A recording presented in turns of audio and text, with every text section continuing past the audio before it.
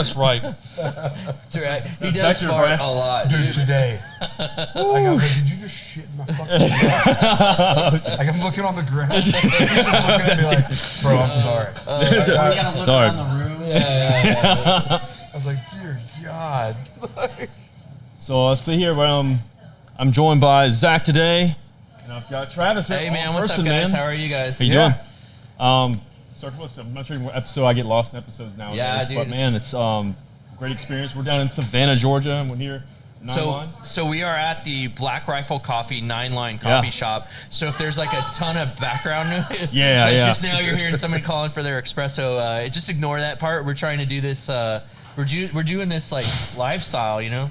Yeah, but this is kind of like what it's about. This is a really cool, like surreal, and it's kind of like more realistic. I don't know. It just has a cool vibe to it. Yeah, it's really become kind of a destination for people and stuff. And I like to thank the Black Rifle guys for it, because most people stop by here for coffee, because there's no other coffee options off 95 right around here. No, Ragnar. And then they're like, oh shit, 9-line here's too. Right in the building. Yeah, it's like our building. A little 2-for-1 option, Yeah, exactly. And it's right off of I-95. I did it this morning on the way to the range. We went out to the range and did some filming today. Yeah. And I was like dragging. And I was like, I got to stop for a coffee. And I was going to the 17th South range. Yeah. So I stopped here. Come here, Rags. I stopped here and got a coffee on my way to the 17th South range.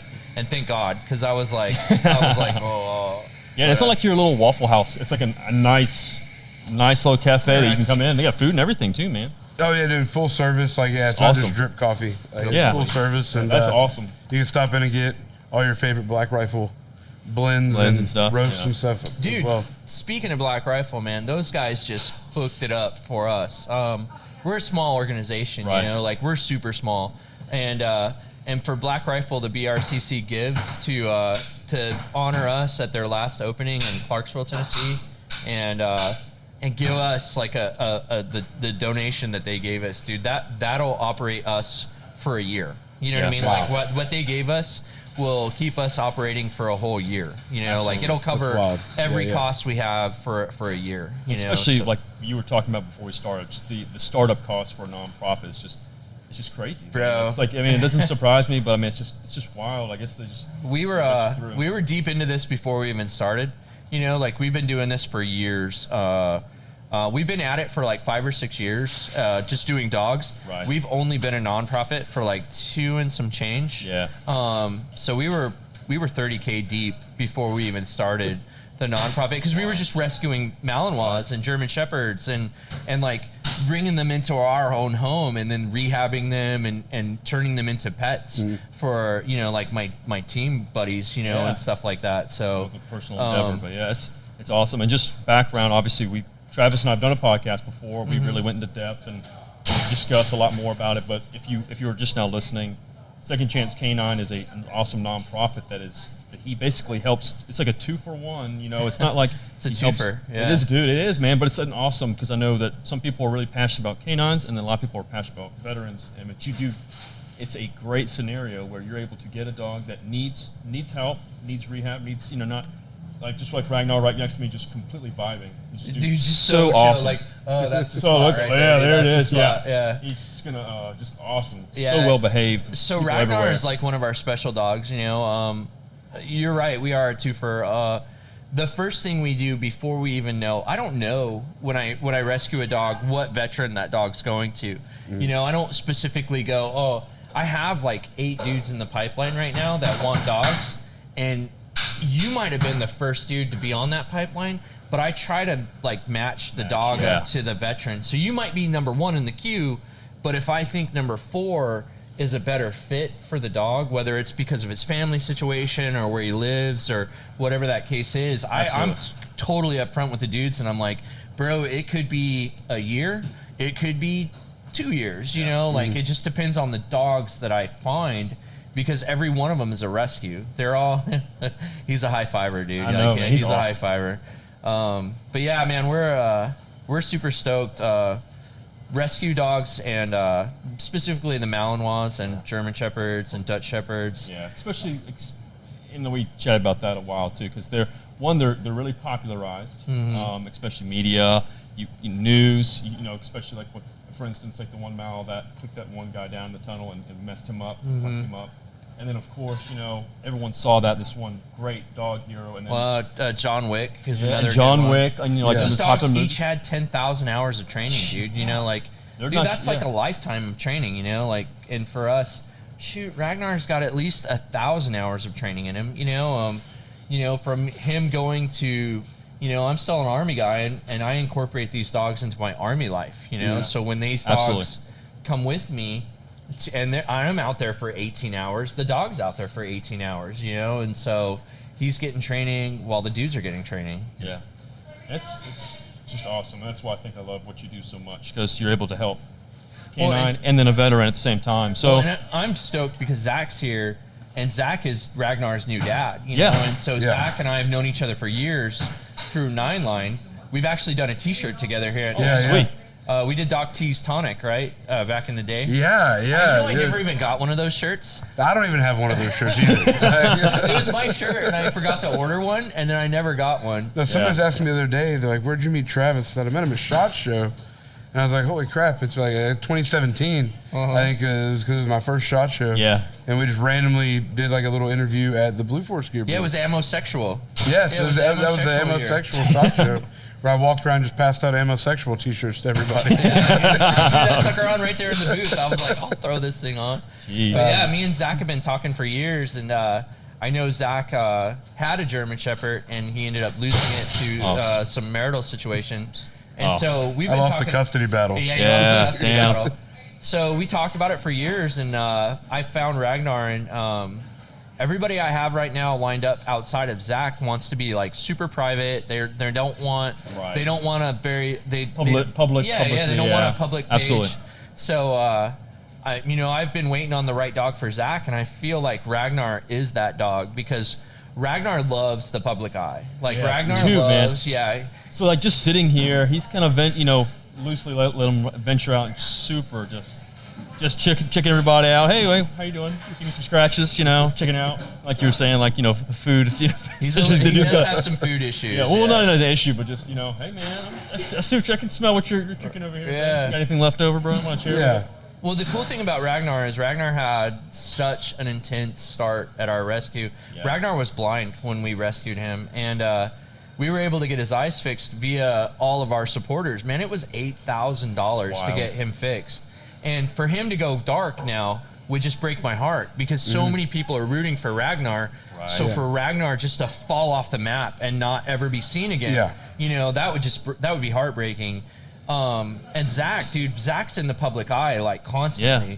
So for Zach to be able to take him to SHOT Show and Zach to be able to take him to NRA and Zach to be able to go to all these public events where Ragnar is going to be his right-hand man. Yeah. And, he's already got his own Instagram. You're already set up. Instagram. That's awesome. And so for people to be able to jump on and go visit Ragnar and to be able to say, I helped Ragnar get his vision back. People love that too. They want to see the progress and they just want to see how he's doing. Especially like you said, having that attachment and being in the public eye, man. That's awesome. Yeah, I know it's going to be great. He's super chill. He's already kind of attached himself to me, which is a good thing. So, yeah. I was super pissed a minute ago.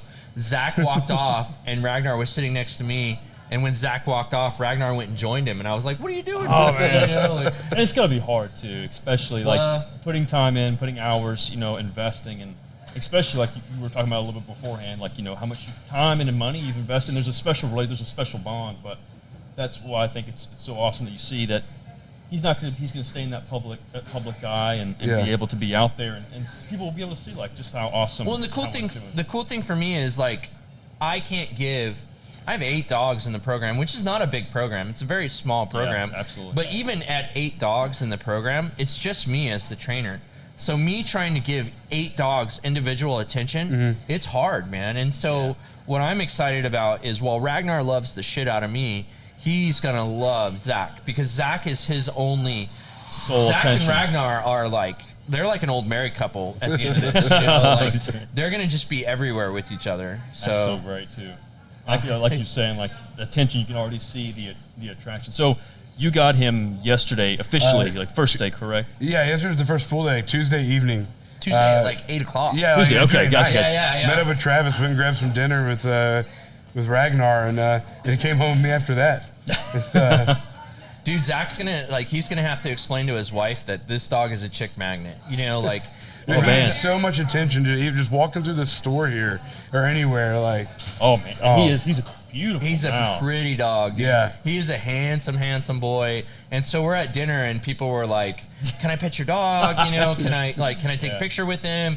And I had to be like, "Zac, dude, this dog is going to be like you're going to like have to your life explain now. to people Like- It's hard too. Yeah. So if you don't want to be in the public eye, you don't want Ragnar. I need you to find you some mangy, you know, like fur falling out, you know, like nasty. like maybe dog. you could have only fixed one of his eyes. Like, Right. Yeah, just put an eye patch on him or Put an something. eye like patch that. on him. Yeah.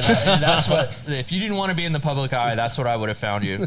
Yeah, that's so great. So like when did you decide that you wanted something that was more of a service dog oriented? well, so like before, like things are like speed up, slow down, right? Right, So yeah. like work stuff's always kind of it is what it is, right? Absolutely. But then I've got like when my kids are around and stuff, life's a little bit slower than it is when they're not. Strangely enough, like, there's more just downtime at home and everything like that. Sure. And so that's like that's easy. That's easy stuff.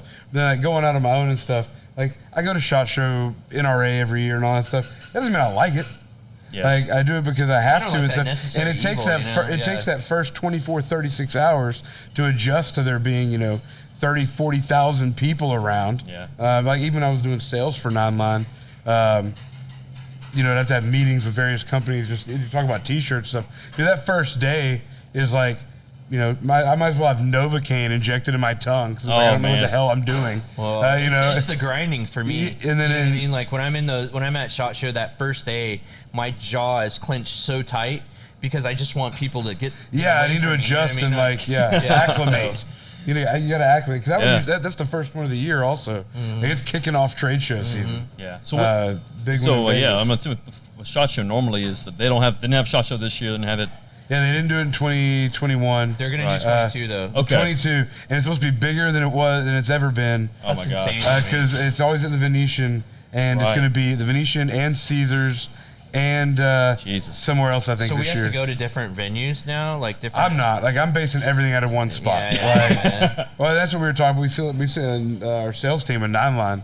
I'm like, as soon as that map comes out, you guys got to start like, hey, like Tuesday, I'm only doing meetings in here, Right. And like Wednesday in here, I said you're gonna kill yourself walking, like back and forth between the places. Couldn't imagine.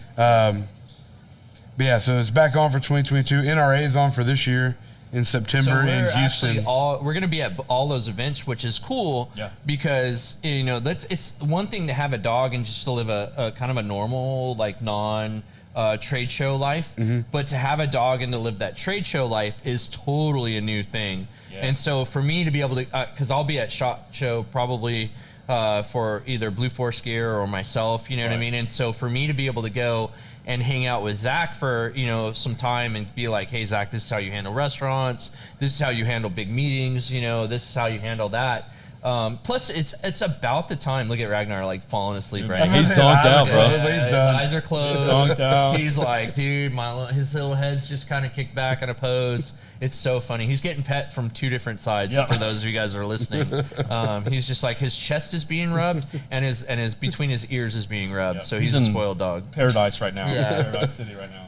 But we can do kind of training too. Yeah. You know what I mean? So for me to be able to link up with Zac at SHOT Show at NRA and to kind of hit some like, hey, what are the problems going on? What like we know Ragnar has food problems. Ragnar spent a lot of time at the shelter. And, not that they're not trying, but they get a limited amount of food, same. at the shelter, so he's always on the hunt for food because he doesn't know where his next meal is coming from, and so that dog, that's, when you get a dog from Second Chance Canine, you have to know that I didn't raise these dogs from puppies. So I am a rescue at heart. So our dogs might have some issues that they need to work through, you know, Yeah. and I fully brief that to our veterans. I'm like, dude, you know, like some of them might bark too much, or some of them have food hoarding issues, or some of them, you know, won't do a long stay because they're terrified of what's going to happen if they stay there too long, you know, and so we're 100% upfront about it, you know, like we're a rescue. I had one that had dog aggression. I was going to fail her from the program because I'm like, dude, this dog fights every dog it finds. And then I reached out to the veteran that I had her slotted to, and I was like, dude, I have to fail her, you know, and he was like, what's the problem? And I told him, I was like, you can never own another dog. You can never go to a dog park. When she's on a leash, she's beautiful and she's wonderful. But when you take her off the leash and she sees another dog, she wants to kick that dog's butt because of the way she was raised.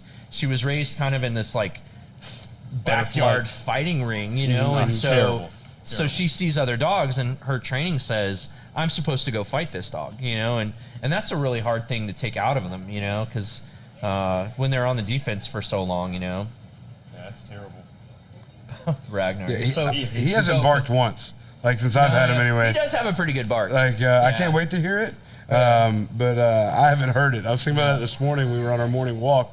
I was like, you don't make any noise. No. Like I was like maybe Travis removes the. No. He's got a whine to him. Like when he's not happy, he's got a whine. Yeah, to no, him. he does. He's got his whine to let you know. Like when you make him sit in the corner and he's just sitting there and he's not next to you, he's like, I get that attention. He's got a little whine to him. Very cool. So, when did you officially? Did you get to meet Ragnar prior to actually? No. My first meet with Ragnar was like 8 literally p.m. on Tuesday night. Gotcha. Like Travis walked out of the hotel with him, say, "Hey, this is Hey, here's your Ragnar." dog, dude. All right. See ya. Good luck. We try not to just dump them on people. No, yeah, but of we course. try like we want like a 5 to 10 day handover. Well, I think we tried like 2 or 3 different like timelines of things, and just with Travis's work and my work and this never lines up. Worked out. Yeah, So, that's awesome. I'm still a full-time Army guy, you know, like, so I'm not deployable, so I don't deploy anymore. I still teach. Yeah. You know, so Ragnar was with me at my last training venue for like weeks, you know, before we came here. So it's really hard. I have to line these things up perfectly for the veteran, you know, and for what we're doing. Yeah, it's difficult, especially with 2 different schedules, 2 adult schedules, working schedules. I mean, man, it's just complex. It adds up really. It gets really complex very quickly. Luckily, we had a super good friend of ours that I don't know how he did it. He won't tell me how he did it, but he hooked the hotel up for us for this week. That's sweet. So we were able to come down here. We were gonna camp it, dude. We were gonna bring like a camper and like set up tents. And, you know what I mean? Because we're a small nonprofit. We don't make a lot of money. Right. You know, so for us to stay in a hotel for a week would have blown our budget. You know, and so we were gonna camp it out and. The campsite was full, and I started calling around. I was like, "Anybody got any hookup on hotels?" And sure enough, one of our buddies came through. So That's awesome. yeah, we're excited. So, like in these past days, obviously, and congratulations, just closing your house too, by the way. Oh yeah. That was very cool. Like, this Ragnar's been excited. He got to check it out yesterday. Yeah.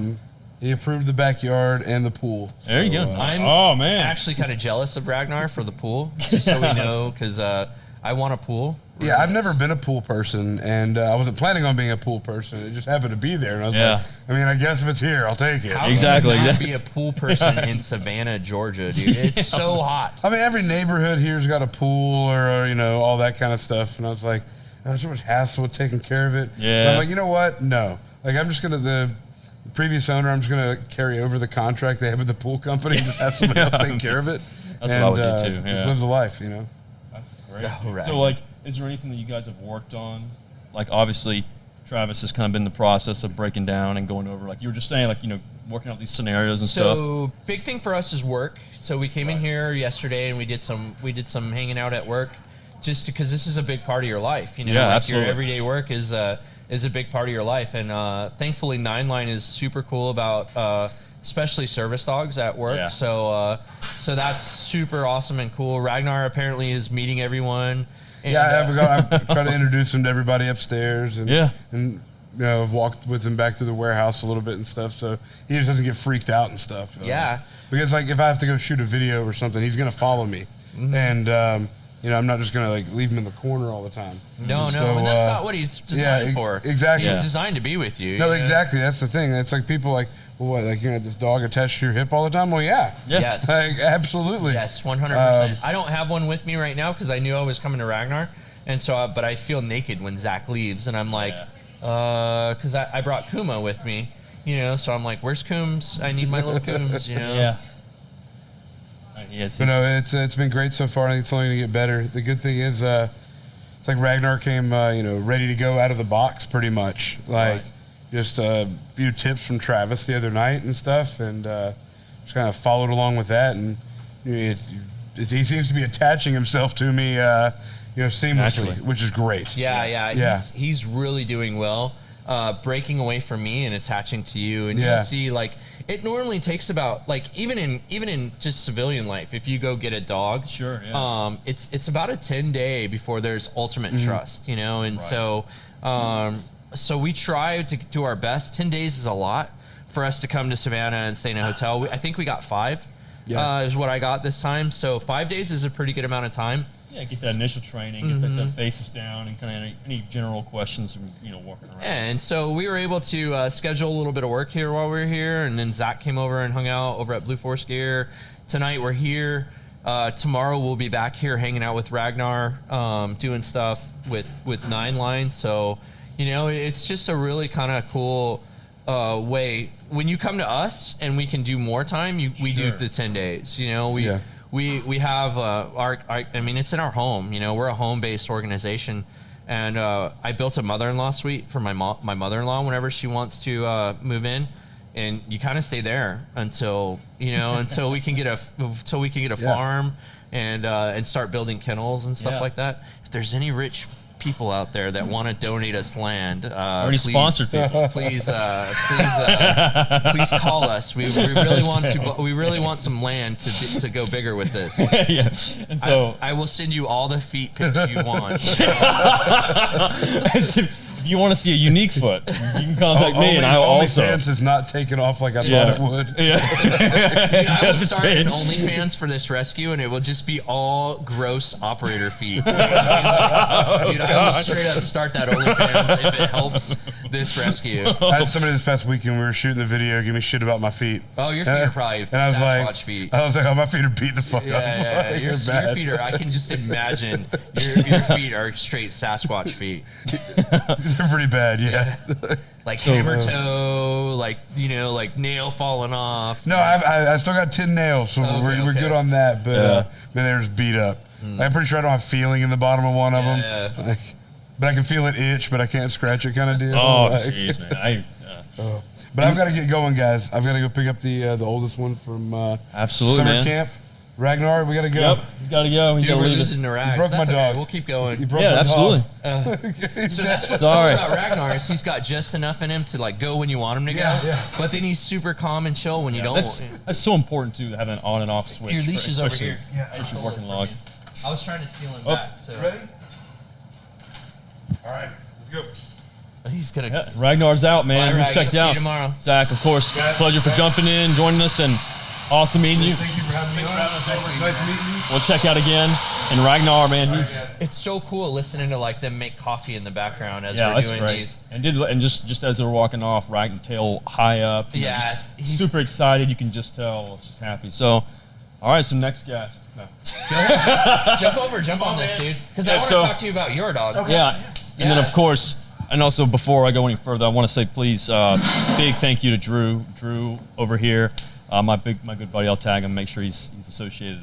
Please helping do so out. I can tag him in our Man, stuff as well. so helpful with everything camera crew. He's been over there chuckling a couple times and helping with all the camera setup and traveling down. Thank you so much. And then and I didn't even introduce him when we first started. I knew he would get over. I'd move seats over, so I figured he'd get his little time to shine. And I have Nubs over here or Anson with me. So we're just, how would you want to go, Bo? Yeah, no, I mean, Nubgunner on Instagram, but everyone knows me as Nubs. Right.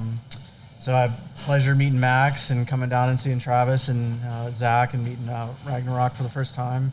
Nine Line's been a pretty cool And experience. you just got a dog, right? Like you just got your very first service dog. Yeah, so I just got Ruck at the end of May, so beginning of April. So we're still new, working together, just still integrating him into our family and daily routines and stuff, because I do travel a lot for social media and things like that. So having a dog, kind of like Ragnarok too, as well. You know, Zach's going to travel. Like that dog needs to be with him. And Yeah, dude, totally. You know, it's going to be a whole new world, flights and hotels and things. So the flights are actually cracking down. I'm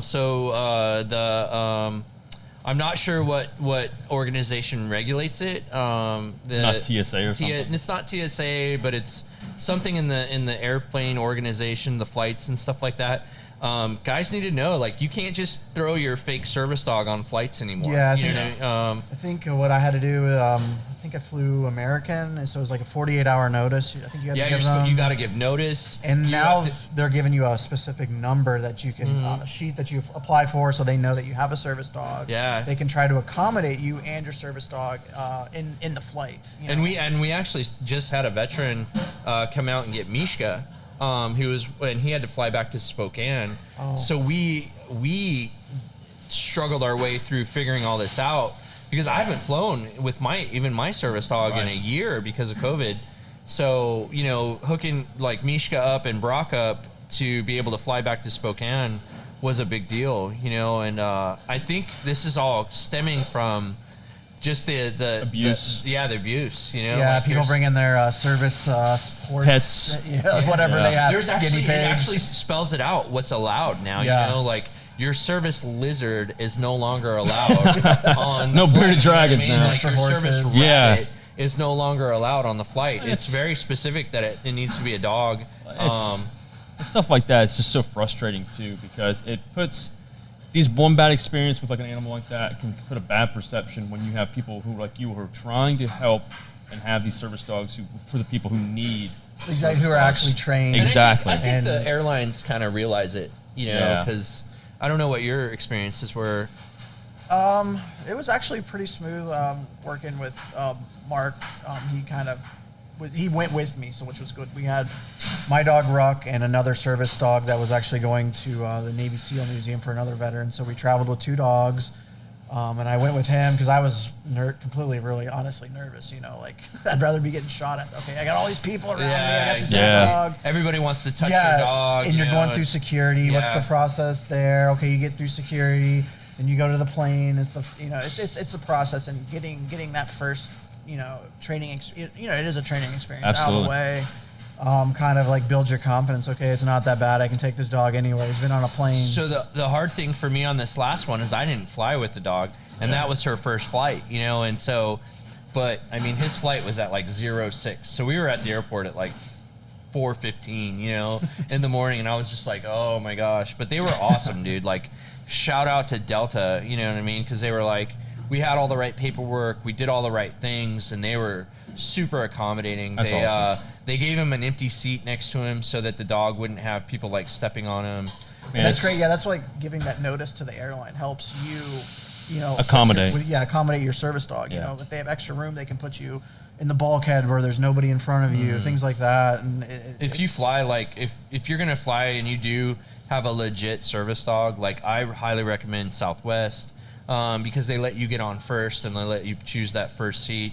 I highly recommend Delta because Delta has always been over accommodating for me. I fly a lot, when pre-COVID and pre my deployment to Africa, I was in the air, like, I was flying all over the country, teaching and presenting and speaking, and so having Barin, she's now retired, but Barin, my dog, she was a champ, and there's sometimes some crappy people on the flights, that are like, oh, I'm allergic to dogs because they, like whatever, they don't want you to sit next to them or whatever. They think it's going to be a pain or whatever they think. But I think those people have had bad experiences with people that are flying non-service dogs, and so, when a dog's barking on the flight and a dog's lunging at people and a dog's misbehaving, I don't know, where I put him in a place, I want him there, and that's where he stays. Unless he needs a stretch or move and things, but when you put them in a place, that's your place. Like, and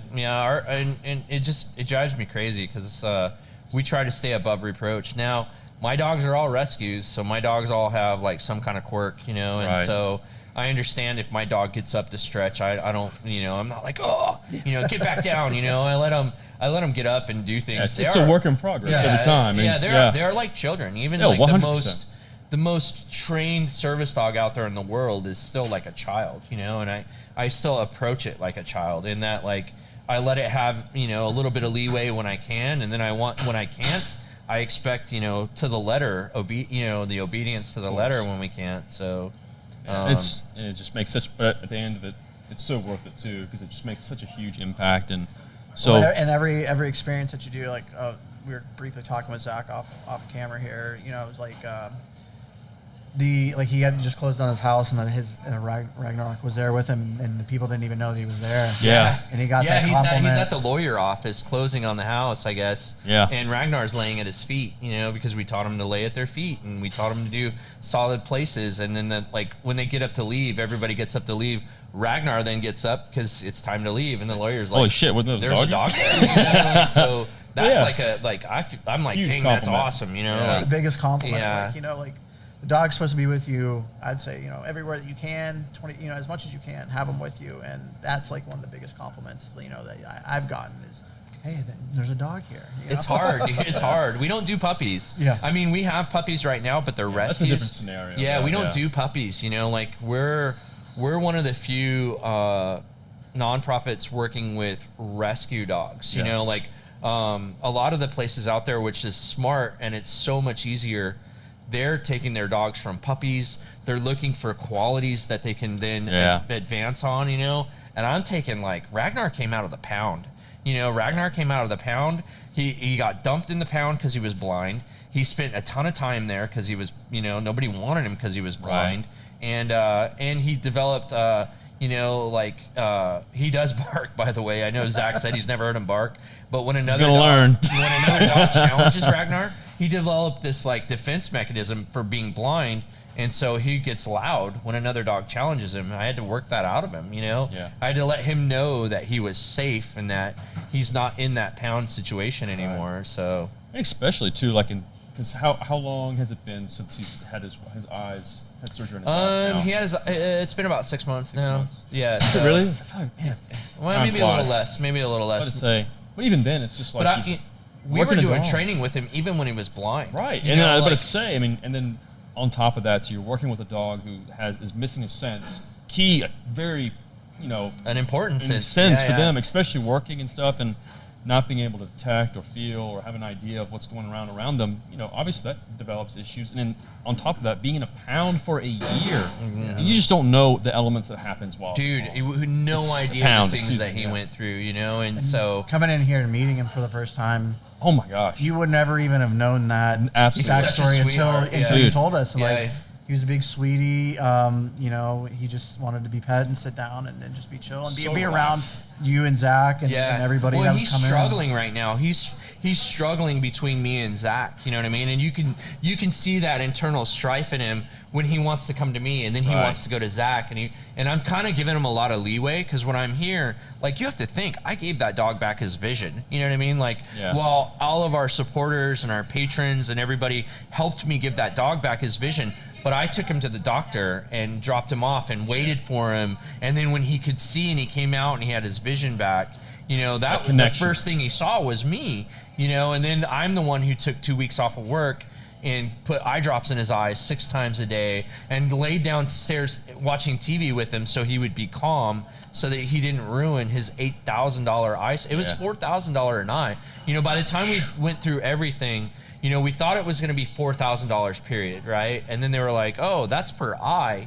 You know, and then we were like, oh, shit. So we had to go back to the drawing board to find more money. And then it was like, well, you know, that doesn't include the aftercare. That doesn't include any of the prescriptions. You know, so we added it up, and when we totaled it out, we were about $4,000 per eye. You know, and so for me to kind of like, I was all about protecting that investment, you know? So we were down in the basement, like watching TV together, sitting on the couch. I'm feeding him like, I'm feeding him all the, like the sedatives I can give him to keep, because he's a Malinois. Yeah, you know, so work, yeah, I'm trying to like, he's in a cone, you know, like ripping my legs apart with his cone, you know? So I'm feeding him sedatives the whole first week so that he just didn't ruin that eye surgery, keep him calm, you know, and keep relaxed, him calm. yeah. And so we have this incredible bond that will never go away. You know, like he's always, when he sees me, he's always going to be like, oh my God, you know, and I'm stoked, man. I'm glad we could do that, you know? Yeah. And I guess, I think we talked about it before, I can only imagine how hard that is too. Cause I'm very attached too. So like I have like, as soon as like there's like this bond like that, it'd be so hard. So the fact that you're able to really take that, I mean, you know. This has been a hard couple weeks. I'm not going to lie. We left, today's what, Wednesday? Thursday, right? Today's Thursday. Yeah, Thursday. So on Monday, Mishka flew home to Spokane, and now on Sunday, Ragnar is going to be full-time. He's full-time with Zac now, but like I won't see Ragnar until NRA or, you know, Full something like transition. that. So it's been a little bit of an emotional week, you know, like in that Mishka was there for me and my family when we lost our matriarch, you know, when we lost our 15-year-old border collie named Lola, you know, and she was the, you know, she'd been with us since she was 6 months old, you know, and so when we lost her, it hit hard, you know, and Mishka was the one who would come like nudge us and when we were like crying it out, you know, when we were like being emotional about losing Lola, Mishka would come like lay her head on our lap and be like, I got you, you know, and so it's been kind of an emotional week, you know, with everything. But it can also be like such a high too, like seeing him from where he started and now you pairing him with Zac. Dude, yeah. And I'm super stoked. Yeah. Like, No, but it's like two different like emotional emotions, you know, like it's high and lows. Yeah. Yes, exactly. It's like the roller coaster. You know what I mean? It's like a constant roller coaster. Yeah. You know, it's going to be hard too because we've got the two puppies right now that we rescued. They were abandoned. There was a third. There was another sister that ended up dying from exposure. So we brought these puppies in, and they were like ears broken from and rescues too. Like they're not just some two puppies they found. They're total rescues. You know, like rescues, they were dying when we found them, and we brought these two puppies in, and it's gonna be hard if. It's gonna be hard to give up Urso, my little demon. You know what I mean? Because I love that little demon. You know, he's a total little shit. He barks like a car alarm. You know, he's just he has all the issues in the world. He hates the vet. He hates he hates being in a kennel. Yeah. You know, he is a demon. You know, like he is a demon, like reincarnated. My son watches some cartoon where there's this baby and they're like, it's all about like trolls and stuff. And this baby looks like a baby but it's a demon, you know. And I want to find the name so I can nickname him that. Yeah. But yeah, he is a demon to the core. Growls at you when you're loving him, you know. But still, I love that dog, you know. And it's the most challenging ones are the ones that you really find the bond with because I it's just like, I know you're doing. You know, it's just like I'm actually worried if he's gonna make it, you know, because he's got so many like traumatic, you know, he was a baby when he was traumatized, and so for him he has all these developmental issues, you know, and I'm a little worried he's not going to make it, you know, as a service dog. So I'm like, if he doesn't make it, he's staying with me. I will love him forever as his little damaged soul, you know, yeah, he's such an asshole, you know. So in the first half we were talking with Zac and discussing kind of like that process. So for you, and how was that process, Ann? So was it very similar, or is it kind of like in that same aspect? And so with COVID, obviously, like people say it a million times, you know, everything got messed up. So like the process was, you know, over a year from the time that I'd started talking with Shadow Warriors. And working through that. And Shadow Warriors is Mark Geist. Yeah, so Mark Geist from 13 Hours from Benghazi. It's his foundation who provided Ruck to me through Baden K9. They kind of work together to provide the dog and the training and stuff like that. So the process was similar. So far, I had gone with 2 weeks, 1 week at a time, and then another week I went back both times to Texas. And learned all the kind of basic dog handling things and all the commands. And the second time I went back, that was when I got Ruck, and so I got to work with him a full week before I even brought him home back to North Carolina and started integrating him into our family. And like the traveling portion, Mark actually flew with me back home and helped integrate him. I think we spent like 3 or 4 days at my house, and then going out to places, just normal places that we would go, restaurants, grocery stores, the usual, the usual places that we go. And that's what I'm here for with Zac. Exactly, Right. and that Right. for the veteran, I think, is amazing. Having the foundation or the trainer or whoever with you and the dog, and working those different scenarios in those different places, making you and the dog more comfortable. Yeah. Because I'm not gonna lie, like I was a nervous wreck. Like when I got home with him, I was like, "Can I do this? Is this Yeah. for me?"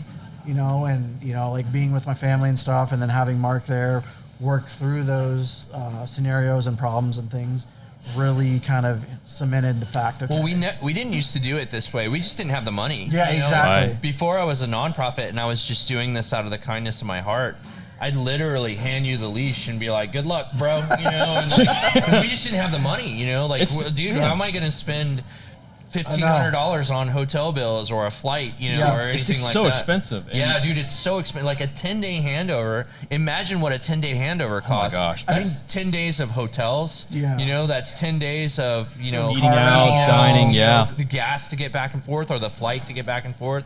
But we kind of still don't have it. We kind of wish and hope that people can get to us, that's our number one. But just being able to come here and hang out with Zac has been amazing because, we've been able to kind of like, hey, let's do a shirt together. We're at 9 Line. You work for 9 Line. Let's do a shirt together, to help raise awareness and money for the nonprofit, Absolutely. So, That's awesome. yeah, but we never used to be able to do this. I totally think it's an amazing thing for the dog and for the veteran and the family, integrating, Absolutely, yeah. that time together. Okay, because you've spent like you said, probably over 1,000 hours just in training, Just in training, not yeah, even yeah. that, not even in the home environment and things like that, or out and about, and having that bond with the dog and being able to reassure the veteran, okay, he's fine. You're fine, he's fine.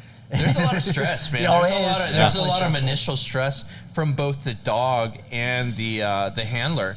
Because if you look at a dog, like that dog's looking right back at me going, wait, What am I supposed to do? you What's want me to going on? listen to this stranger? You know what I mean? Like, we literally got in Tuesday night, kind of late, like 7:30, 8 o'clock. Zac and I just went to dinner, and I had Ragnar right next to me, and Zac was like, that reassuring meeting, but I wanted Zac to take over, like if he felt comfortable, because we're not staying at the same place. Yeah. You know what I mean? I was like, Zac, if you feel comfortable, take him home tonight. I will meet you at work tomorrow. Just take him home.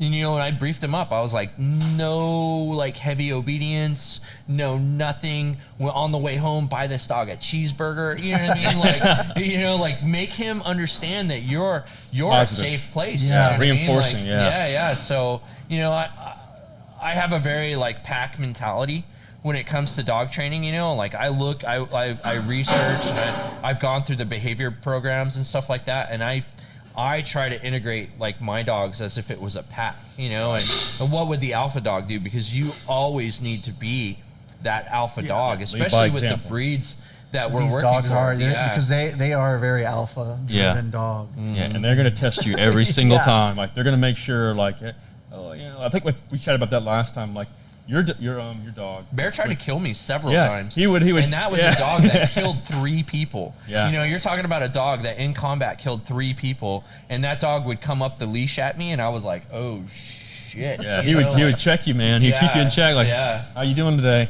Let's find out. Like, is today the day? It's the day, and I'm like, no, bro, I will choke you out. So it's very much a pack thing for me, and I very much subscribe to like that wolf mentality, like, And even in the household with the dog, like there's an order. there is definitely 100%. Yeah. 100%. And that's why we try to integrate. I'm not like the sheepdog kind of guy, like I'm kind of like even in like my combat thinking, I more subscribe to like a pack mentality. I even have it tattooed on my chest. It's I met that dude one time and it didn't go well. So I have it tattooed on my chest. It says "Ain't no sheepdog" on my chest in big bold letters. And so I met that dude once and we did not hit it off well, you know. And so so I very much subscribe to that. Like, how would a wolf pack handle each other, you know? And sometimes if the dog's acting a fool, you've got to let them know that you're in charge, you know, and checking him in. Yeah, because Malinois are very driven dogs, like you're saying. Yeah, so I got my Ruck is a Mal and Shepherd, so he's got a little bit of both of them, and he's what I wanted in a dog for a service dog was I could take him anywhere. He could just I place him, he's placed, or just he'll foos or heel with me the whole time, you know. He's where I'm at, and he's even keeled and calm. No, like so far, he hasn't barked once, you know. He's just really, really calm dog. In the car, I drove 9 hours to Pennsylvania. That was our first actual road trip driving together. He just laid in the back of the truck. He had his bed. He was calm, you know. Got it when we got out to rest stops. He went. You know, he pulled me back to the truck. He wanted to get ready to go back to sleep, bro. Come on, let's go. It's so hard to travel like that because, like, you put that dog in like this obedience, stay calm mode for so long, and you get to the hotel and you're beat. You know what I mean? You're road beat. You know? Yeah. So the dog is like, I'm ready to go. You know, and so it's so hard. Working dogs. Yeah. It's so hard to find that balance of, you know, we've been on the road for 9 hours. I'm tired. You know, like. Now you're not tired. Let me go throw the ball for a few minutes, and then hopefully you'll come in here and go to sleep, you know, kind of thing. Exactly. Yeah, being able to get that activity into the dog, especially after a trip like that. Well, and it's the same, even for a service dog. If you don't give them an outlet, you know, they're going to act out and become kind of a, you know, like they're still a child, you know, like if you're not throwing the ball in between whatever business you're doing, whatever life you're living, if you don't take time out for your service dog to let them just unwind and chill out, you know, then you're just gonna have problems. You're gonna destroy your house, tear shit up, and that's there's such the working line dogs. They have to have that energy burn, that mental, because it's not just energy, it's that mental. Because they're smart. They're so smart. We did a post today where, you know, my whatever you call it, my marketing whatever.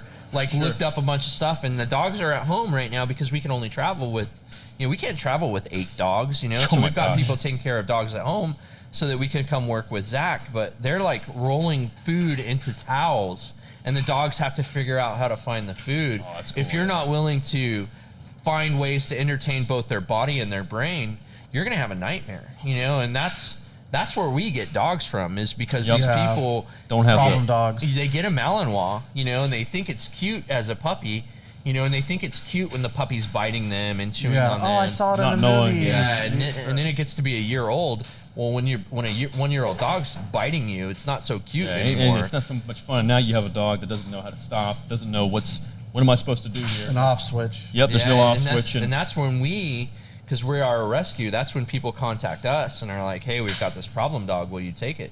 And dude, 90% of my dogs aren't problems. They just need an outlet. Redirect you know, that.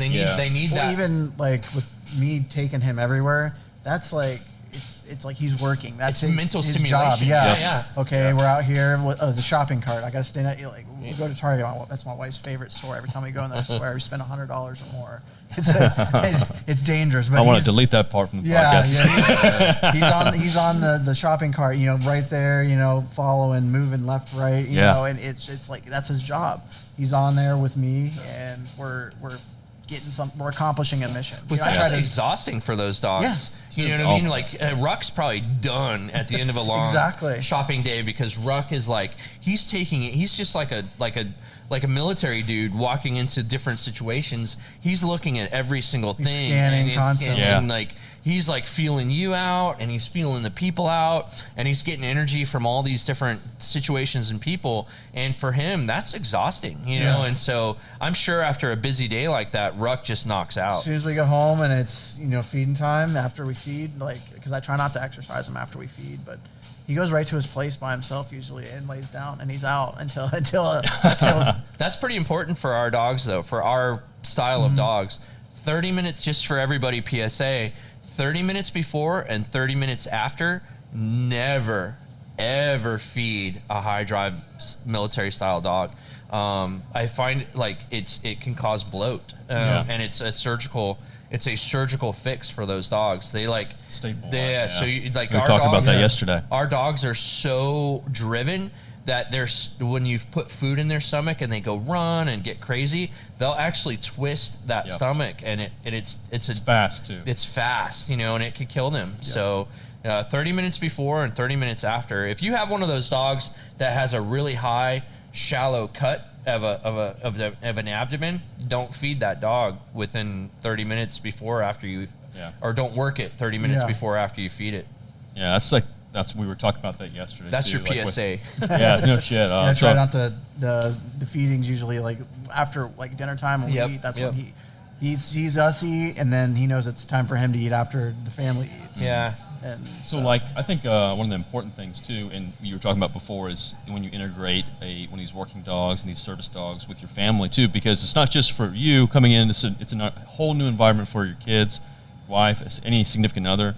Yeah, so I've heard horror stories of other either other veterans, or they have a mal. They have it's not even a service dog, and they are attached to the veteran or the that's my person, and they'll go in and destroy their wives' stuff. One buddy went into their closet and just destroyed everything of hers and didn't touch anything of his. It's a territorial thing, It's very much a territorial dog. And that was something I did not want in my dog. Yeah, no, and it's something that person should be like not reinforcing or giving a negative reinforcement for doing that. Like Bear, when Bear retired, he wouldn't touch any of my shoes, but I would deploy and he would, this is a Malinois that was just a beast, like, and he like, my 5'3" wife could like grab a shoe and threaten him with it, because she had smacked him on the nose a couple times with her chewed up shoe.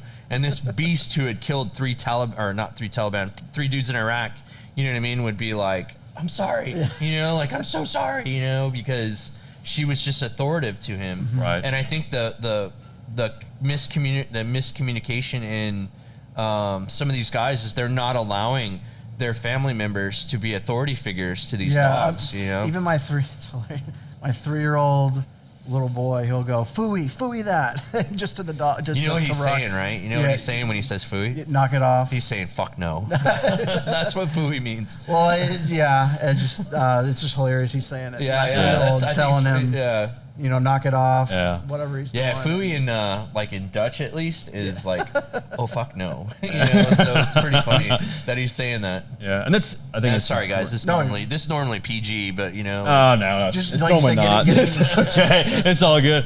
But it's funny because like we I don't know. I think we may have chatted about it last time we did our podcast. I had my female shepherd, and man, it's funny. Like I did most of all the training, but my wife just did not interject herself. Or just wasn't stern enough. And man, my female shepherd, she just was like, okay, pack mentality. It's Max, then it's me, then it's my wife. Yep. And then like even my wife was saying, and she was like, honestly, I may have been behind the lab too. She's like, I might be at the very bottom of the totem pole, but you have to really direct all that and really. Well, it's crazy. Is my wife like I'm a nose smacker, or I'm a butt smacker when they're naughty. I'm like fooey, and I give them a little like butt smack, But my wife is like, she's tiny, so she's like, she had to figure out different ways, So like. My dogs are terrified of a squirt bottle because she'll have a squirt bottle nearby, and if the dogs are doing crazy things, she'll squirt them, and they're like, they freak out, and like run away.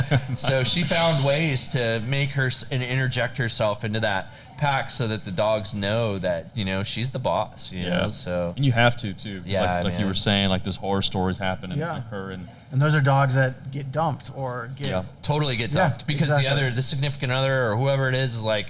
I can't that dog's not coming in the house. It's you or the dog or me. Yeah, and that's me. Man, that's such a hard scenario too. Yeah, and it's not fair to the dog, and it's not. Exactly. No, I'm like, I'll take it. Like bring them my way. I'll fix them and make them a rad dog. And what's crazy is we've been seeing a lot of people lately. We have a lot of failures. I have a very high fail rate because I only deal with rescues. So when a dog doesn't meet the standards, I'm like, all right, this is now an adoption dog, So we put a bunch of obedience in the dogs, and we make them super good, obedient, rad dogs. Core values, yeah. But and then we adopt them out. We have a waiting list on our adoption side, and so recently we've had dogs that get adopted out because they can't go in public, or they just completely shut down when other strangers approach, you know, and stuff like that. And I'm very strict. I'm very much a stickler to, you know, to what the rules are. And so there's, you know, if the veterans, you know, there's some things that I can't let slide, you know, like Absolutely. the dog has to be 100% amazing on leash. You know, if they're not 100% amazing on leash, I don't let it happen. Now I give a little leeway off leash because, you know, it's hard for the veteran to correct things off leash and stuff. But if they shut down in public, or if they, you know, can't like get scared and pee in public, or, you know what I mean? Any of those things, I'm like, I'm sorry, you're an amazing animal, but you're not a service dog, you know? And so, that's probably a hard choice for you to make. I mean, it's super hard. And I bounce it off another trainer that volunteers for us. I call her and I let her take the dog for a week. And I'm like, okay, now are you seeing the same things I'm seeing? And she's absolutely, you know, the dog needs to be adopted, you know? And so, but we get people that donate their dogs or drop off their dogs or whatever the case may be. And then if they don't make it as a service dog, they're like, well, that dog was supposed to be a service dog. And I'm like, well, you have no say, you know, like you lose the right to tell them. Yeah, that's over. That part is, And so there's a criteria, like, you know, just like any kind of I mean, exam that you're going to, you know, for whatever, you know, the dog has to meet A, B, C, you know, whatever you're. And some people are like, give me the dog back. And I'm like, give me $20,000, you know, like, cause I just put $10,000 worth of training into the dog, you know, not to mention, you know, like, so it's like, it's not a big, they're like, give me the dog back. And I'm like, yeah, you can write me a check for 20 grand, you know, and I'll give it back. Cause I just taught your dog to be an amazing dog. It's not a service dog. It's still an amazing dog. You know? And just like anything, I mean, you have to meet a criteria, because at the same time, if you have a dog that maybe fails on one aspect, and then that happens, that issue reoccurs with a veteran, and that just creates a whole, that redevelops that level of stress all over again. And then just, you know, that defeats the purpose of a service dog. No, you're good. So yeah, the baristas are just leaving. We're in like the public space of the of Black Rifle 9-Line Coffee Shop doing this podcast. So you probably heard like a ton of commotion going on in the background, and that's awesome though to me. You know, it's awesome that these guys are willing to open their door. Right, and then so like even like I think the most important thing is public perception, and just like even like we were just talking about with these dogs failing, you want to have good public perception on top of the veteran being comfortable. Dude, 100%, because like we don't ever want our dogs to get questioned, right? You know, and I question a lot of dogs that I see personally, like, because I'm like kind of this strict, like the standards way up here kind of guy. Should be. And I'm since I'm so new to having Ruck, like I'm trying, you know, follow the rules, you know, don't let other people pet him obviously in public and things, but then like trying to be that ambassador. So I'm an ambassador guy. That's what I'm saying. Yeah. So like, I'm an ambassador guy. What I've done is I've taught my dogs when it's okay to be pet and when it's not okay to be pet. And my dogs know that they kind of like shy away from someone or kind of avoid people when it's not okay to be pet. And like if someone approaches me and says, "Oh my God, that's a beautiful dog, can I pet it?" If I have the time and I'm available, I have a procedure, and you might want to think about this, you know, and what I do is I make the dog sit facing me so that the dangerous part of the dog is at me if anything bad were to happen. And so the dog faces me, and I keep like contact with the dog while they pet the back of the dog, you know, and what that does is, number one, we're always ambassadors, you know, like I'm a very big veteran ambassador. I'm a very big veteran, you know, supporter. I'm a veteran, you know, and so it makes it, when we have the dog, they're so beautiful and they're so like people are drawn to them. So people go out of their way to come find you. It's I'm surprised. Yeah. Like, well, even children, dude. Like I'm big. Like I never say no to a child. Like a kid that wants to pet the dog, but I teach the children how to approach a service dog. Important. You know, and I don't ever say no unless I'm like running through the airport trying to get to my next destination. But if I have the time, I 100% stop and teach that child. Like, and I don't know if it sticks or not, you know what I mean? But I'm like, hey, you know, thank you so much for asking. Or even if they don't ask, I'm like, hey guys, hold on, let me make her do the right thing. But something that I've noticed even dealing with that, and like issues that I've had with my working shepherd, is it seems like kids are better than adults when it comes to these scenarios. Like kids are more, just from my experience, they were more willing to ask, can I pet your dog? Yeah, and like they'll be watching you for a while. Exactly. Yeah. I'll You can see. engage them. Hey, have you seen a service dog before? Things like that. And would you like to pet him? Dude, I would encourage you, and I would say be an ambassador. You know what I mean? Be a veteran ambassador. Be a what's it called? Shadow Warrior Project. Be a Shadow Warrior Project ambassador and invite people into Ruck's world. Yeah. I'm pretty big on social media, so getting him definitely exposed to meeting a ton of people. Like last week, we were up in Pennsylvania. Like 15 dudes that I served with. At first I was like, okay, how's he gonna react to all these dudes wanting to pet him and stuff? And he was just the most the best dog ever. And everybody wanted to pet him, and he was just letting everybody hang on him and pet on him and stuff. But when it was time to work or time for me to give him a command or eat and things like that, boom, he was, locked on and foosed up and, place and things like that. And I made sure I brought I have an outdoor bed for him and, elevated thing. And hey, that's your place for here while we're here. And that's where he went. So, yeah, I mean, I love that. I am 100% like an ambassador for what we do in that, like, I want people to approach us. Now, just totally understand that if I'm running to the next flight, or if there's a reason, I might miss my flight if I stopped for every single person, absolutely. But like that 3-hour layover, man, I kind of post up and people approach, and I'm like, and it kind of gives the dog stimulation too. That external stimulation. Barn does not like it. Like my dog, she's retired now, but she'd be like, and like she only wants it when she wants it, and so.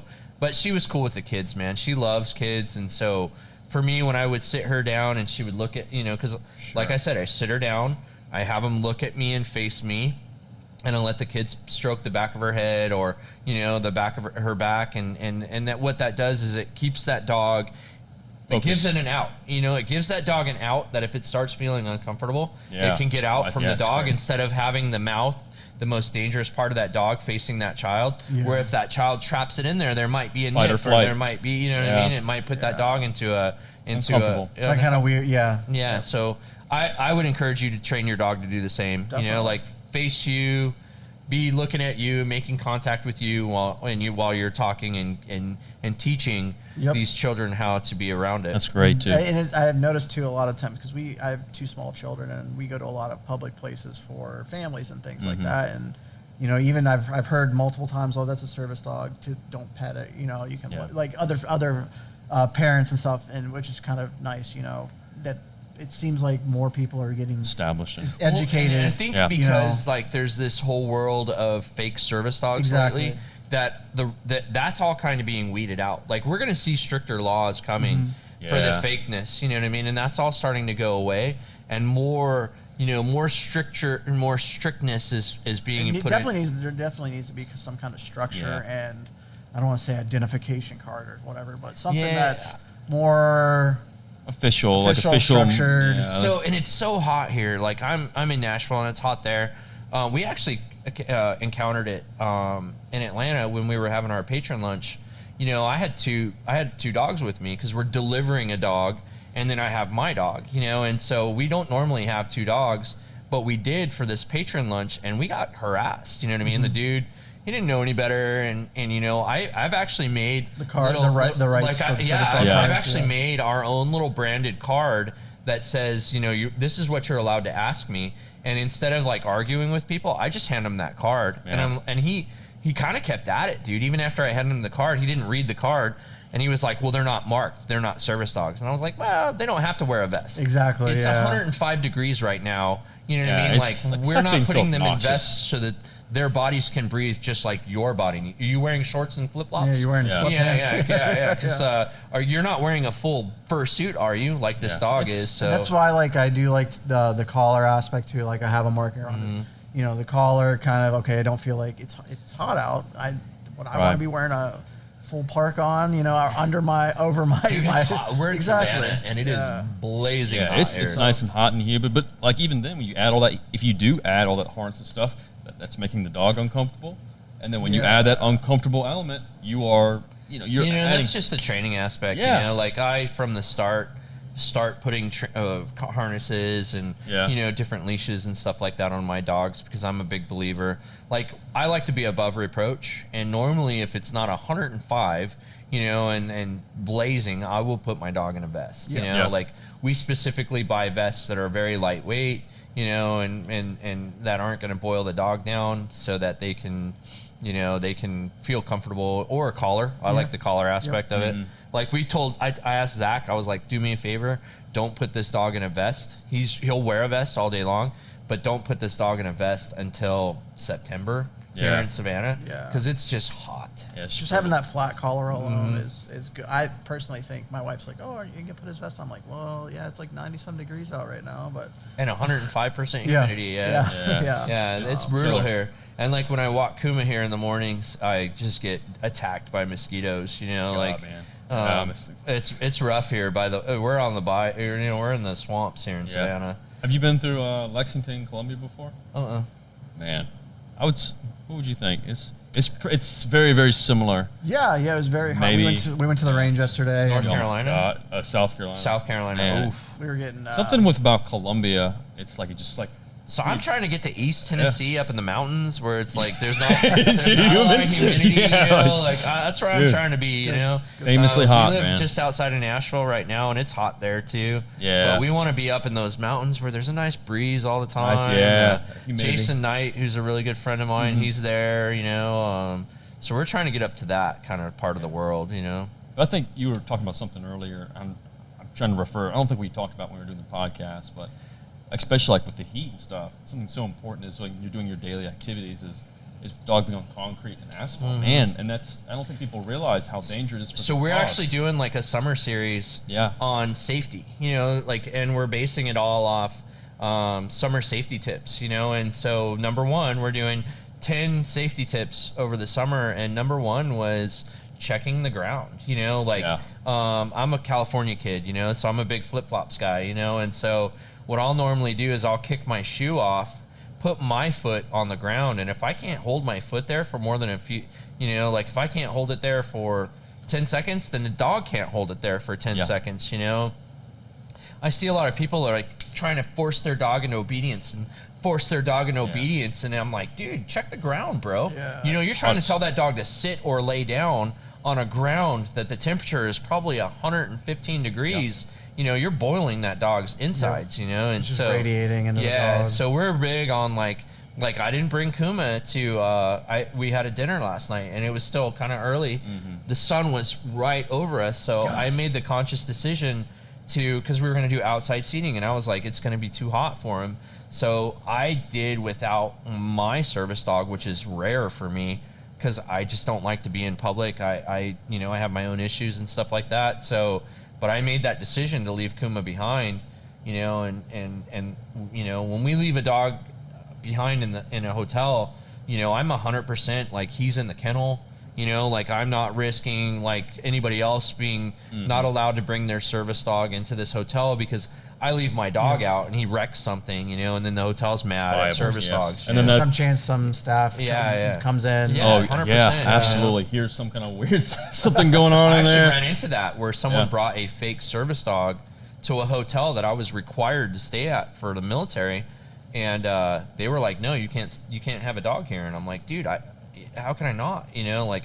I actually bring dogs here for the military. Where am I supposed to stay?" That's and they were so like, frustrating. We had a dog come in here, and it was a service dog, and he wrecked the entire room. So we're not allowing any dogs. And I'm like, we had to figure it out, because, my dogs are above reproach. I 100% keep a kennel with them. 99.9% of the time they're with me, unless it's environmentally unsafe for the animal. Like I wear these Solomon shoes with like 1/2-inch spikes on the bottom of them, that they keep my feet from burning. So dog doesn't have that. No. Yep. So summer series number one was checking the ground before you go walking and stuff like that for heat. I'd have to look at my notes to see what number two is. We'll go back. We'll figure it out. We'll find out. We'll attach to the podcast and stuff. But something else. I know I think we're pressing for time too here because they have to close up in a little bit. But something else that you're doing is like another series. Technically, I guess is you're traveling around veterans. Oh, and stuff. the summer. Yeah. It's like I don't. Summer of veterans. Summer of veterans. Maybe not veteran officially, summer. but you know, Yeah, basically is. Yeah. Yeah. So if you want to talk about that. So this summer we have decided to. We have like a bunch of veterans that we want to visit, and a lot of them couldn't come to us, you know. And so what we did was we stacked all of those veterans into this summer period. We're actually we're gonna just go to them, you know. And so we have a small camper. We're gonna load up in this small camper, and we're just gonna travel the country. I think we're gonna get as far west as Utah. I wanted to get all the way out to Oregon, but I think we're gonna have to wait till next year for that. Yeah. So we're gonna get as far west as Utah, and then go north and do some of our own exploring and stuff like that. But we've got about 9 veterans lined up that we're just gonna go visit. Our first official stop is Texas. Gotcha. We're gonna go to the Black Rifle compound and meet one of the guys there that's having some trouble with his dog and dog aggression. And we're going to try and see if we can help him get his dog on track for that, you know, like not being aggressive towards other dogs. And then from Texas, we go to Colorado is our next stop. And then from Colorado, Utah to Wyoming, you know, just all over the country.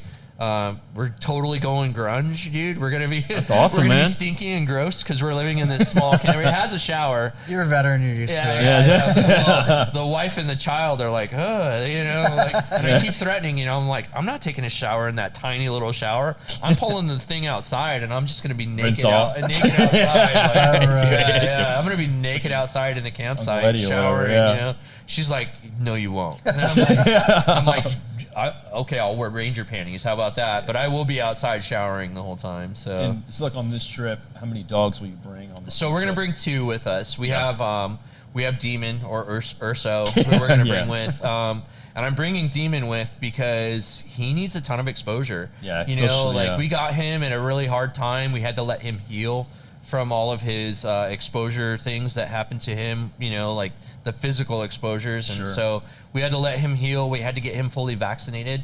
So I have not done any exposure training with him, and he shows it. He's bad. Yeah. So we're gonna take him, and then of course Kuma is gonna come with, and Kuma is a rock star. Kuma is 7 months old at this point, and I'm already ready. Like I'm already like feel comfortable signing Kuma off as That's a so service awesome, man. dog because he's so good. Like you normally wait till about a year or a year and a half to like make these decisions, but Kuma is just a rock star. You know, I was able to swoop in. Kuma's a rescue too, but I was able to swoop in and to rescue him before he had any really bad Impressions. negative exposures or Yeah. impressions.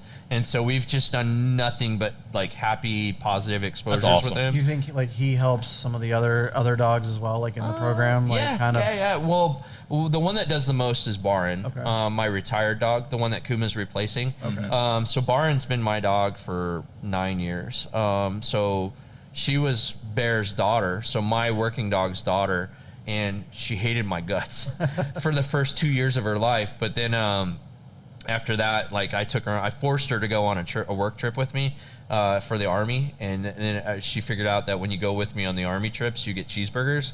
So she was like been my best friend since then. Yeah, positive attraction. But man. she does the most to train the other dogs. That's awesome. She corrects them. She's the boss, you know. She's like, this is how you act, you know, and she gets mad at them and shows them attitude when they don't act right. Because I Yeah. will take Barin and like Kuma with me, you know, to go places and train, and she'll be like, you're acting like an asshole, you know, or like you're acting like a dumb dog, you know, like stop being like that. So yeah, Barin has been my rock, you know, and while I'm super stoked that she's retiring and can kind of chill out now, I'm super bummed too because man, that's Bear's daughter, you know, like Yeah. he was with me. He I think like when she hated me, he kind of told her one day, you know, like I'm getting older. It's your turn to take care of Dad. So, you know, she took care of me while he was gone. Yeah, so. like we've talked in the past, and I'm sure a lot of people have listened to you, that Bear is such a momentous part of this whole program. This whole program is based on Yeah. Bear. You know, like everything I do to honor Bear. You Yeah. know, like he gave so much back to us. He sacrificed so much for us.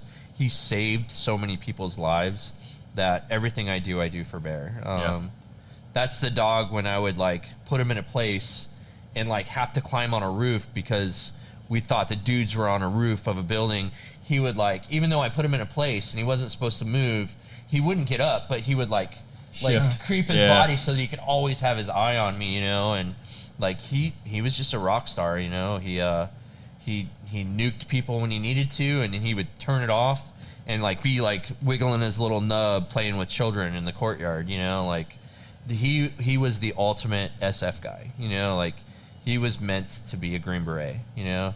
He was just a dog Green Beret.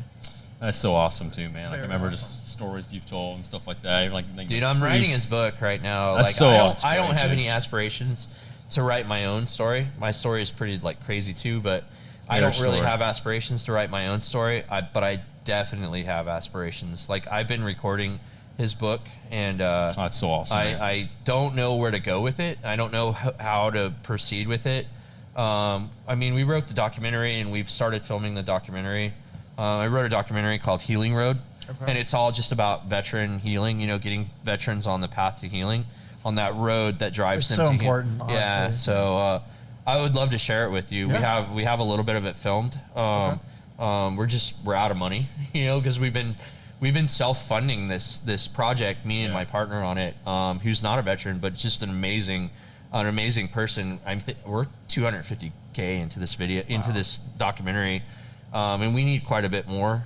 Some of the things we want to do are lofty.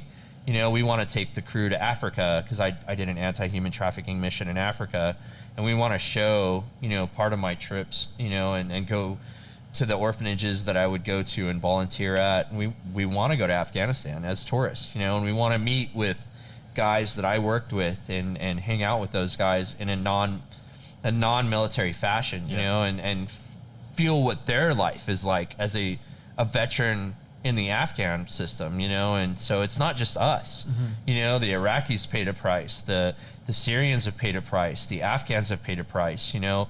There's so many people that have paid prices. The Brits have paid price. Everybody's paid a price, you know, for these war on terrors, you know. And so we want to tell that story across the board, you know. And so Healing Road is my baby. I wrote it.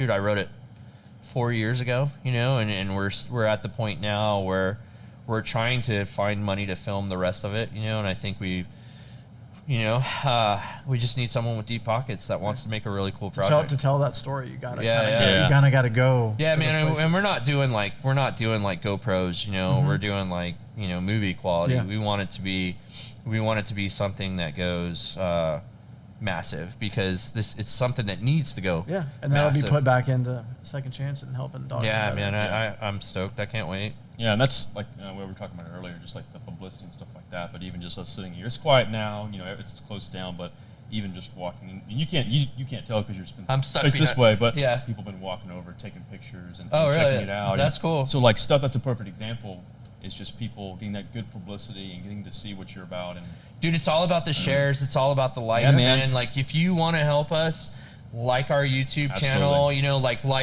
Shadow Warrior Project. Shadow Warrior Yeah. Project's Instagram channels. It's hard because we have to pay for those videos to be made. Right. Because I'm not an editor, you know, and so we use people that, you know, that's what their job is, you know. And so by people liking our YouTube channels and commenting and liking our Distribution. Instagram, it Yeah. boosts it, you know.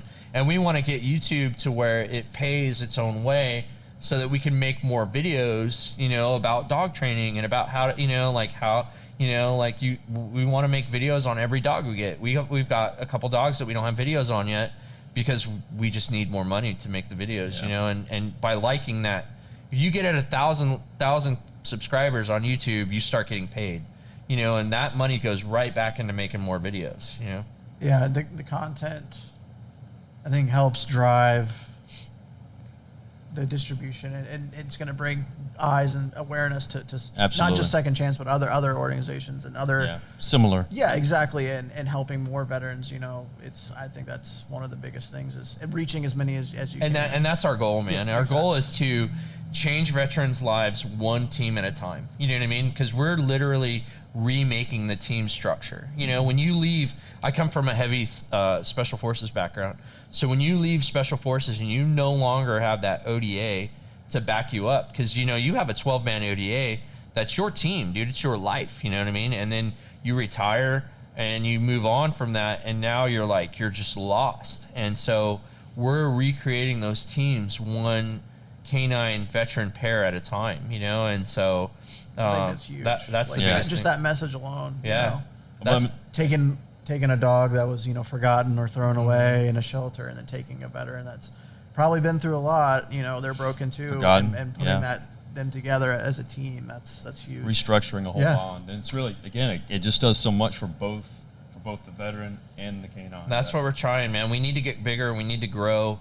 There's just so much. We're gonna grow at the pace we can handle. You know what I mean?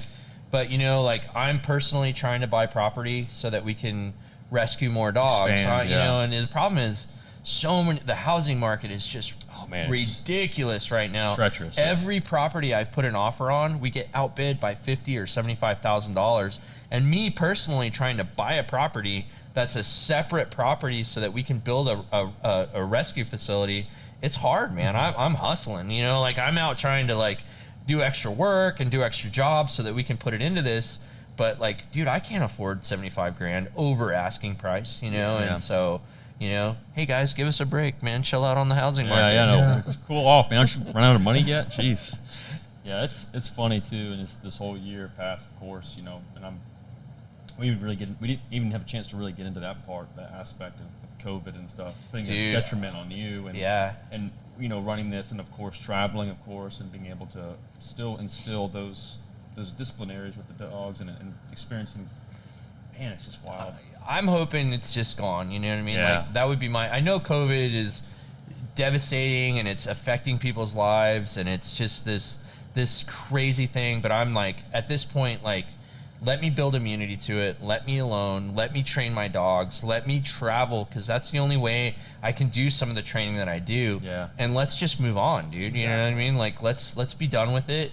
Let's treat it like the flu. You know what I mean? And let me go back to that full spectrum of training that I normally am allowed to do. Absolutely. Because all you're doing is taking away from veterans. All you're doing is taking away from me rescuing dogs. You know what I mean? That isolation all over and again. that's a big problem right now, is veterans isolating right now. I need to go find dogs so that I can, even if they have to isolate for whatever reason, I can get them a dog so they're not isolated by themselves. Yep. And then kind of honestly, I've heard another veteran who got a dog, and it was right before COVID, he got his dog. So he was at home, and it was just him and the dog and his family. So he had to, he couldn't fly or go anywhere or go for training and stuff. So it was just him and the dog, and constantly training the dog every single day. And it just made their bond inseparable. Extremely inseparable. That's the best case. But think about the guys that are trying to get their dog. Exactly. Yeah. And are without a dog right now. Well, that's what happened with me. I had to wait. I'd say it was over a year before, for the whole process. And Baden Canine is in Canada, and the border shut down. So there's no going across the border with dogs and things like that. So Shadow Warriors, everything was put on hold, almost the same thing as what you're talking about. And, it was just hard on them as an organization, I'm sure as well with you. And then me as a veteran, okay, just being anxious and waiting and things like that. But it all worked out in the end. And man, and it'll do what it's supposed to do. Yeah. But my thing is just stop, let's stop so that I can go find the dogs, because I got to go find the dogs, and if I can't get out to go find them, then those dogs are going to be sitting in those shelters waiting for me to go find them, It's awesome. Well, man, this has been a great experience, man. It was cool because it's kind of unexpected. Originally, it was just going to be just one with Travis and I, and then Zach getting his dog, and then you were able to come with us, man. And I think it was a perfect interjection to allow you to. I love it, man. I'm so stoked that we got to spend this time, dude. This is so great. It's been really cool, It's super nice in here too. It's nice and quiet now too. But I love the atmosphere of it, and like I was saying a minute ago, seeing people come over and just obviously very interested in what was going on. Even when Ragnar was here, you could tell even people across were just super interested. And man, that's how it starts, being able to get that experience and seeing what you do and what you're providing. Dude, our So posts, awesome. share our posts, Tell people about us. You know, we're small. We're really trying hard to get to that 10,000 mark so that we can start doing swipe ups. And you know what I mean? So if we can do swipe ups, we can post our webpage and we can post the place, you know, like the different things that we're doing for veterans and stuff like that. So I think we're at like 3,800. I haven't even looked lately, but I think we're getting close to that halfway mark. Yeah. So if you're listening to this, you know, join our Patreon page, get us more followers so that we can help more veterans. And the Instagram page is Instagram is Second Chance K9. Is it with spelled out Second Chance and then K9? There we go. I was gonna say I think last time I was trying to find it, I was like, that's right, second. It's S-E-C. Patreon is just, if you just go to the Patreon page, it's just, you can Google, or in that you can search out Second Chance K9 in Patreon. What else, man? Facebook is actually our proper name, which is Second Chance K9 Service Dogs. That's our proper. Right. That's our nonprofit name. And man, just you have your YouTube channel too. And it's I think it's Second Chance K9. You have all these links on your link tree on the Instagram too. So and we'll have it again posted and shared, so you can go check them out and check all that stuff. And then of course, you're with us too. So Nubs, is it NubsGunner on Instagram? Nubgunner, Nubgunner. And I followed you before you followed me. I was like, man, this is so cool. I want to follow, because I think you posted a picture of your dog. Yeah. So with Shadow Warriors, I received my dog before I even publicly let everybody know that I was receiving him and things like that. And then Mark and his wife and everybody was like, okay, you can go ahead, and it was just, a big thing to go ahead and start posting about that I have him and I'm working with him, we're a team and stuff. Because Mark was a Marine, right? Yeah, Mark was a Marine, and he was... Dirty Marines, man. So Zac, I thought Zac was a Marine forever, but our last... Mishka's new dad is a Marine. Okay. So yeah, I spent like 10 days with his name is Brock, and he runs a little knife company called Woodson Knife Company on Instagram, and he got Mishka. So if you're a Mishka fan and you want to follow, you got to go follow Woodson Knife Company. There you go. And then if you want to follow Ragnar, I think it's Ragnar the dog is his name. I'll have to check it. I don't think I've seen it yet. Yeah, I think it's Ragnar the dog. I'll get Zac to post it up. Yeah, and we'll have it all linked up. Yeah. I'll have Zac's stuff posted there so you can see him out. Dude, thank you so much. It's like we talked on the phone last time, which was cool. You know what I mean? But for you to come down, what was that, like a 2-3 hour drive? Yeah, it's not bad. 2 hours. For you to come down so that we could do this in person, and physically connect. You know what I mean? Because I'm all about veterans and this and we getting together. So this is amazing to me. You know what I mean? This is it's kind of fun. It's kind of surreal too when you get to start doing this, and it's just so much fun to distribute a good message and promote someone who I think just does such a great thing. And so transparent on everything, and you are. That's I think the best part about it is sometimes people can be kind of reluctant because they don't want to maybe have a bad, but you're just 100%. You're just, this is it, man. You were just 100%. Yeah, I don't know how to live my life any other way, bro. Yeah, I mean, just fucking that's what you see is exactly how you work and operate, and I think that's so awesome, and that just means a lot to me because I can just understand that. And then of course now Nubs coming down and riding along with us, and then Drew, of course, again still Drew patient as always. Introduced us, you know, and you both invited me to come down. It was amazing, and I wish I would have brought Ruck. Dude, that would have been cool. I know. Ruck, dude. It would have been awesome. He's a good boy. He'd just be sleeping. I did a bunch of range stuff today. I work with Blue Force Gear a lot on stuff, so we were filming at the range, and that's awesome. Dude, it's 105 right now in Savannah, so I didn't bring Kuma with me, and I'm totally missing him right now. Yeah, I totally am missing Rock as well. And I'm like, where's my Coombs, I want to, dude, but before we go, I wanted to talk about, so Max and I have been talking about some cool stuff, and I want to kind of we slipped it a little bit, I think. Yeah, we discussed it a little bit. Mentioned it and stuff. We have a shirt that's in the works. Yeah, it's working on it. And we're not going to tell you what it is, and I think we did it on your Instagram live. If you, I'm a traditional tattoo dude. I have, if it's not scarred, it's tattooed, and I have all just Americana, and so me and Max were talking about it, and we were like, bro, what do we want to do for a shirt? And I'm not going to tell you what it is until we get something to show you. Yeah, some solid frames. But I will tell you, real traditional tattoo, and it's dogs. Yep. So if you can guess from that, if you for can it, yeah. guess what it is on our Instagram, I will buy you that shirt. Yeah, if you can guess what it is, I will personally buy you and mail you that shirt. It's gonna be cool too, because when we were chatting about, like, you obviously want to produce something and create a design or something like that just because you love dogs, you buy it, but also for anyone who can really appreciate a good shirt design and stuff like that. So it's like, it'll be really cool. Like, I'm really excited for it. So yeah, we're hyped gonna for do it. stickers. We're gonna do patches. patches. We're gonna stickers, do the shirt. So, and we're trying to find a way that we can do it in a way to support the nonprofit. So, Max has been awesome, dude. He's already done so much for the nonprofit with sticker sales and stuff like that. So please go support Circuit Craft. If you're one of my followers and I'm posting this up, please 100% support Circuit Craft, because they are helping us in ways that we could never pay back. Yeah, and like, again, man, it's like stuff like this is, I think, and we chatted a little bit about it in Salam, and we'll kind of wrap it up, but I think the most important thing is everyone likes to help, or like the idea of helping.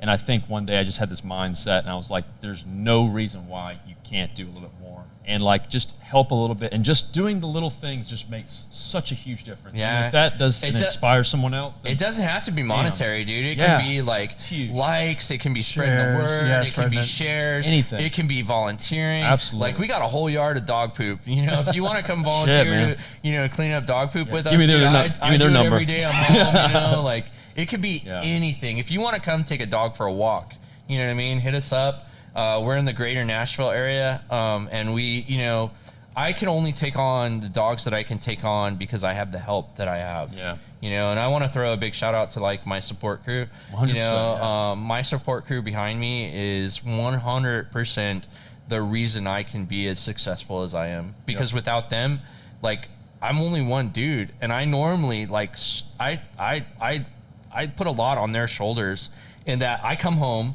grab a dog, take it with me so that I can train that dog, on whatever training venue I'm working on. That one dog gets my full attention for that period of time that I'm out training.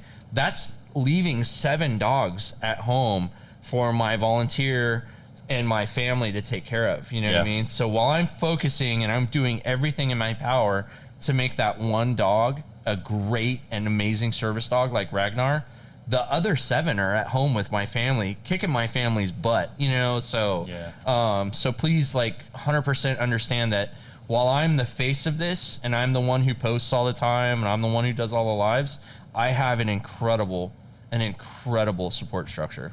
That's awesome. It's such a vital and key part too. Yeah.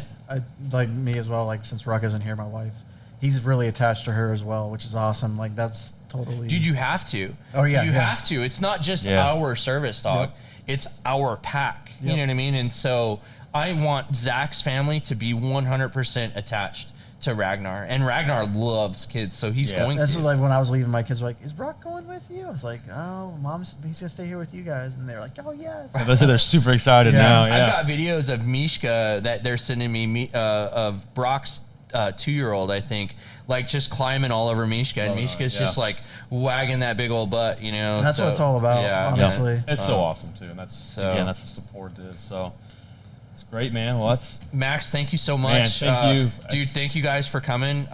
It's a so long awesome. drive, and Thanks I for having appreciate me. it. man, as well. man. Great That's meeting you. you know what, and that's what it's about, man. And stuff like this is just like, it just warms you. It's just awesome seeing it and the experience, and of course, like you said, having that face-to-face conversation and meeting people, meeting personalities, meeting people, and it also, again, you have conversations with people, and you can kind of generally tell it's genuine. But like when you just meet someone in person, man, it just just reaffirms. It changes it. It Yeah, does. yeah. It's just such a It dude makes a dynamic. connection, like Yeah, it's so much more personal, and it just like that attachment, So it's awesome. I'm glad we were able to do this, and we chatted about this about a month ago, and we're like, hey, can you come down to Savannah? I was like, hell yeah, why not? We'll figure it out. Give me a day, and we'll figure it out. Yeah. So, Well, you guys are welcome at my house anytime. Yeah, man. Like I said earlier in the podcast, when we have veterans come, we have like a little mother-in-law suite.